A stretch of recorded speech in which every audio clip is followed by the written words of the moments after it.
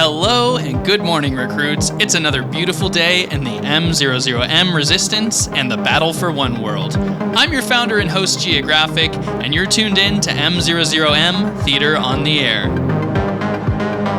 This is Episode 10, Chapter 10, The Teammate.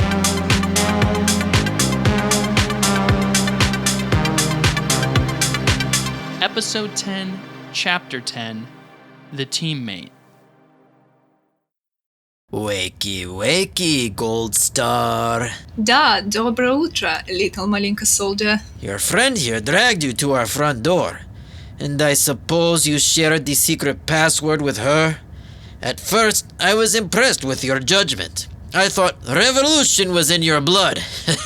But now, I'm not super sure, said both Sergey and Anya as the feeling of a cold metal table pressed against her back, its temperature and realness aggressively sobering her up. Sergey? Anya? How did I get here? And don't worry, I have your money, and the password is just your name, so you might want to change it to Anya or something. Not funny. I hope you have money, but it's actually better for us if you don't. We'll make more from that situation. She righted herself sitting up on the table. I'm confused. I don't have your money, but she does. Shifting all attention towards Luna. GM Diamond, so here's the thing. Remember you gave the bouncer half of your chips? So where's the rest? You don't have the other half? No, I was dragging you everywhere. You were blacked out.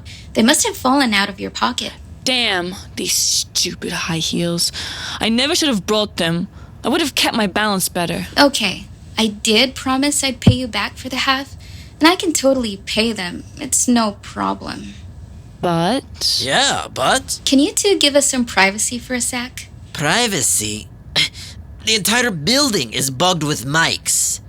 You think I run sophisticated gun smuggling, wash trading, money laundering operation without having hidden microphones in my most important room? Thanks for explaining that. Now I'm gonna need you to turn them off and leave the room. I'll pay double. Double? Sergey, I don't trust this fancy half-cheaped fate woman. Anya said, dedicated to her position. Look, if I was going to report you idiots to fate, I would have done it 7 years ago. Your illegal op helps keep my uncle's business going strong. I don't need to remind you that this has been a long-standing relationship.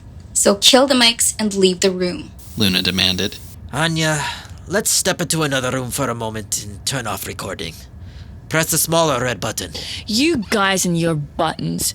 And you. Something tells me you're not the fun, innocent girl you pretended to be back at the table. Fun, yes. Innocent, no. I don't know why you ever thought that. You met me hustling at a fraps table. So here's the thing. Girls, I've just seen upstairs security cameras. There is an agent and vision officer heading right into the bathroom. Looks like Hannah couldn't stop them. They're coming here. Get off table. I need to flip walls back to innocent mode to look like we're keeping casino chips safe and not selling assault weapons. Anya, hit small red button. Wait a second, you turned me in? I can't believe I trusted you. She leapt up from the table, shooting vertically into the air as time froze and she descended with a masterfully formed dropkick. Time quickly returned as Luna caught her foot pre-impact, reaching out, grabbing her ankle upon descent, and spun her around, deflecting and dropping her to the ground. A fight of Godin demonstration erupted. It was unclear how either of them possessed the skills in judo they had, especially Luna. Their faces met in Katsetsuwaza arm lock as a single bead of sweat left the side of GOLDSTAR's face. Hiya! Listen, what I want is simple. You fraud! I honestly thought you were a resistor. Now I don't even know what you are. What I am is the person who's gonna pay for all of your problems and fund whatever you need. I just require one thing in exchange. Gold's anger took an ever so slight temporary pause as the fight settled in Hikiwake, a draw as they both backed down to their respective corners. Girls, they have just entered the bathroom. Can you please settle your bullshit, give Sergey his money, and get out of Night Shift Arms Outpost? I know who you are. I want in. I want to sponsor your operation. I want to be your friend. I'm on the BBS. This is so sus. First you're my friend, then you convince me to spend half of my winning at a club owned by your uncle. Now fate is after us. Then you have sick judo skills, and now you want to finance my operation that you know nothing about. I'm sorry, but I'd rather take my weapons and a loan that crushes me and just leave. And if you don't get out of my fucking way, I'm gonna finish what I started. A new side of GOLDSTAR was present, a dangerous, capable tenacity. I don't want you, these fancy high heels, or your money. She unbuckled her heels and kicked them with fury. Ouch, fuck. Luna screamed as she righted her head back up, bleeding from the heel's impact. Hold the fight! These heels are nice and it looks like we're the same size. Anya ran in, grabbing them, and ran back to her corner. They both looked at each other in disbelief and laughed, and then reverted back to being serious. I didn't want to do this, but you don't have an option. I know about the creature and I know he's with you. I checked your phone when you blacked out, and I left a trail of your remaining chips like breadcrumbs all the way back to the club. You little snake. So here are my terms, and they're actually pretty good. I finance your escape and whatever you need to do, and in exchange, I get to meet the creature and be part of your team. It's honestly all I want. But if you say no, I'll have Anya and Sergey turn on you. Fate will burst in and I'll tell them everything. And I'm sure I'll be able to see the creature on my own terms at that point anyway. Girls, they are in the bathroom stall. They are about to say my name and go down on us. How do they know the password? They know the password. Password is for Fate Security. We run more than one business here. We play both sides. Hurry up! Great. So it's blackmail. And if I agree, I have a team member that manipulated me into it. Yeah, but I want to be part of your team. Seriously. And that thing the guys at the table said about me being lucky, it's true. Bathroom toilet coming down. Now you're selling your skills and luck? God, this makes no sense. Okay, let's fucking go and pray that I don't tell Moom to eat you on command. Pay Sergey. He has a name?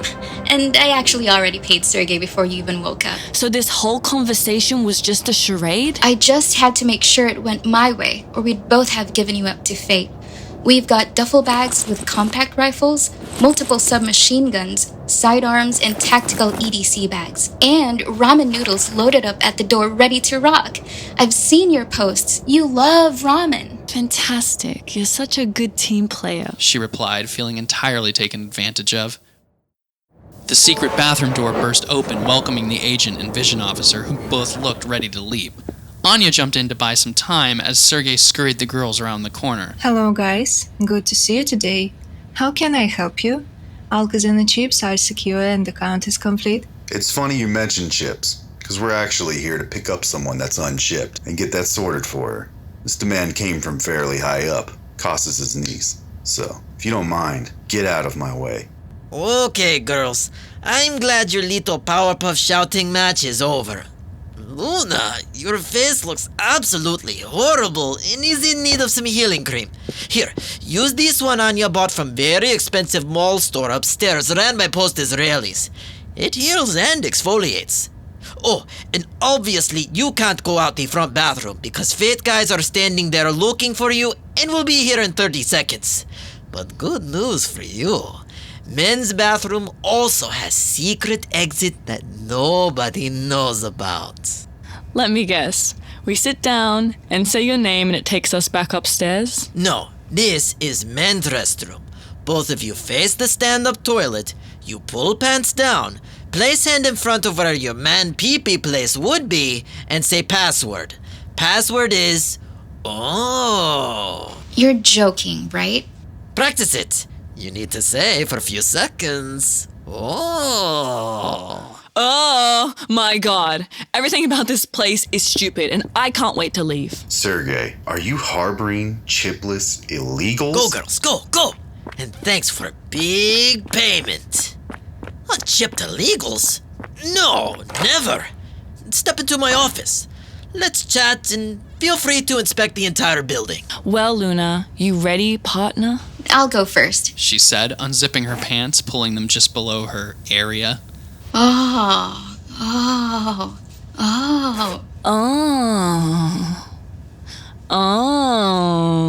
Said GOLDSTAR.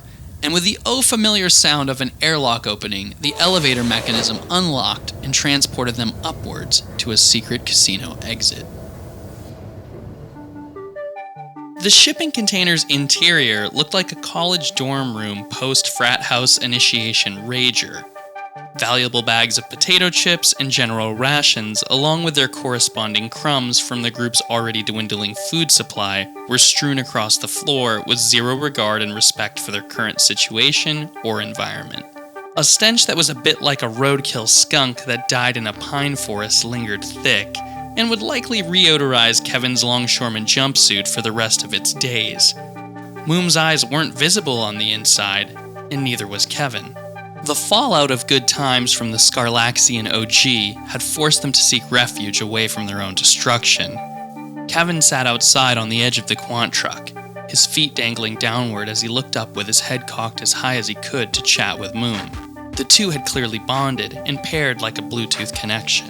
Brother, that was honestly the best time I have had on this planet. I knew you were down. Oh yes, very down indeed. Next time, I'll bring the guacamole Doritos and you bring the organic salsa, if you know what I mean. Another major bonus, there's 2,450 plants native to this specific desert, and each one has like a certain level of telepathy in relation to animals, and now I'm invited to speak with them and seek their counsel. My boy was geeking on another level. Yo, Slimer, hold up, you hear that? In the distance, the buzzing of legacy moto exhaust pipes rang as the trails of desert sand raised up from the surface, forming a trailing wall of dust. It was GOLDSTAR and Luna. The two of them were on her motorbike speeding back to the quant truck at top speed. More worrisome was the additional Fate electric motorbike and Agent effortlessly gaining on them with less than 100 yards distance between. Kev, Moom, do you copy? She shouted into a voice channel on the BBS. Loud and clear, what you need? We've got company, in more than one form. It's me plus one on the bike. She's a friendly sorta. I'm about 45 seconds to touchdown. She yelled as a piercing sound cracked right past her left ear. A projectile spike strip had been fired. Look out! They just fired multiple spike strips! Turn! Turn! Luna commanded as Gold obeyed. A friendly? Sorta? That's what you're calling me, babe? You're lucky you're even riding bitch with me on this bike, babe. Luna leaned back, taking a shot at the Fate agent who was less than 25 yards behind them. She missed. Damn! Missed again! I hope you have a plan, because I can't shoot this guy while moving. Moom, remember what you did to those agents the day we met? Do I ever? I knew this sick MF got off on eating people. This square-headed metal motherfucker. In 20 seconds, I'm slamming our brakes. I'm sure he'll do the same. Start the count. 20, 19. And then, just as the team's plan began its countdown to execution, an additional variable entered the airspace. A remote-controlled takedown drone, one of Fate's favorite toys for enforcing over the unshipped. It made an unmistakable deceleration noise as it appeared over a jagged desert arch, confirming target lock and visual on Gold and the Moon container creature. The entire group, including the first fully constructed image of Moon, was now in the hands of Fate. Dip! Hit the brakes now! Kevin commanded, as a giant projectile shell with an impact net shot from the drone. The net shadowed over them through the air as it made its closing descent downwards. Bruh, good thing I've still got the munchies, because this is going to taste incredible. Gold slammed the brakes, and the bike slid as she applied additional pressure with her left hand to the front brake, forcing both herself and Luna to lunge into the air, ejecting them from the bike along with all of their supplies.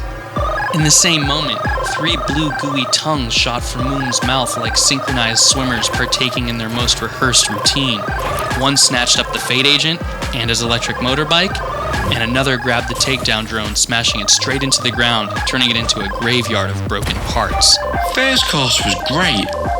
What's for dessert? The third tongue formed an extremely large rectangular crash pad, which positioned itself to break the fall of Luna and Gold milliseconds before they hit the ground. Holy shit! They both yelled in slow motion unison as they smashed into the goo crash pad Moom had provided. Gold stood up, goo dripping. Feels like Jello and smells like... An entire species died, with a hint of bubblegum. Pretty much. Hi, Moom! I'm Luna! she said, breaking through the jello bubblegum death-stenched goo membrane, running towards him, giving the leg of his gooey body a big hug. Aw, you're adorable, so cute. Nice to meet you too, friend. Oh, hell nah. Back up. You can't just run up in here giving that gooey ass hug like you part of the crew. We don't even know you like that. And when Gold hits me up with the alpha saying you're kind of a friendly, I already know what that means. Moon, wrap this half-chip bitch up and turn her into fruit by the foot. We gotta talk. I got some questions. Moon looked sad, but knew what he had to do. As Luna backed up from her hug, she found 3 gooey blue and pink rope strands formed around her, constricting her movement. Are you serious? Oh yeah, definitely.